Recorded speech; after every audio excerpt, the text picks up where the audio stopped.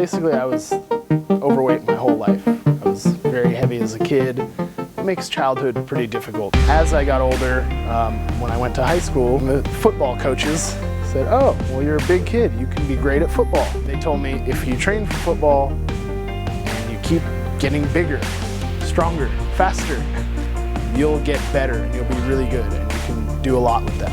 I said, okay. I started playing football in 9th grade. I was 13. I was 5'9", 290. I played for that year, trained, kept eating. They told me eat a lot. Okay. After that, when I was 14, my mom passed away out of nowhere, unexpectedly. I just gave up on football. I gave up on pretty much everything. I didn't have any motivation anymore for anything, to play any sport, to do anything for my future. I just kept eating. I did have motivation for that, because for me that was comfort, and that felt good. And everything felt so depressing and sad. That was the one outlet I had.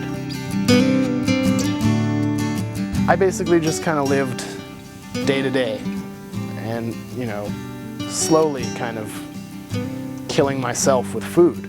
I just kind of went through high school, kept eating, kept gaining weight. By the time I was a senior, I was over 400 pounds. So that just kept going. I got a job, I worked, kept eating, zero activity, until eventually I was in a car collision. I was on my way home and a car hit me head on and totaled the car. I was injured and I was, you know, getting transported into the ambulance. And I remember it took 5 firefighters to pick up the stretcher. And then when I got to the hospital, they wanted to put me in a special MRI because I didn't really fit. And, you know, I just thought, like, I can't live this way anymore. So I kind of decided then, I have to change. And I just didn't even know what to do, but I started by not eating junk food, not drinking soda. And then I started walking with my little dog, Blackberry. And we would walk a mile and I was destroyed. And eventually, instead of just being able to do 1 mile, we could do 2, and then 3, and then 4. And then we were able to jog and run and hike. And then I ended up finally joining a gym. And it was finally at that point where I realized, okay, this is what I'm supposed to be doing. This is why all this has happened, to lead me to here. And I went back to school. I studied nutrition. I became certified as a trainer, as a weight loss specialist, and started trying to basically take what I've gained from this experience of feeling so good and share that with other people.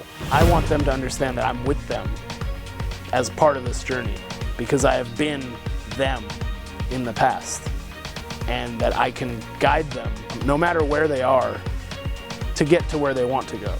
A lot of times we don't even know what we're capable of. We have no idea. We set limits on ourselves for everything. So I like to think in my class, we bring it out and give them a little taste. Like, oh, I can do this. I don't know that if I had someone who kind of guided me along the path that I wanted to be on, if I would be as understanding. And having experienced it, I feel confident that I can be that help. And that's what we do here. And it all comes together in just such a beautiful way.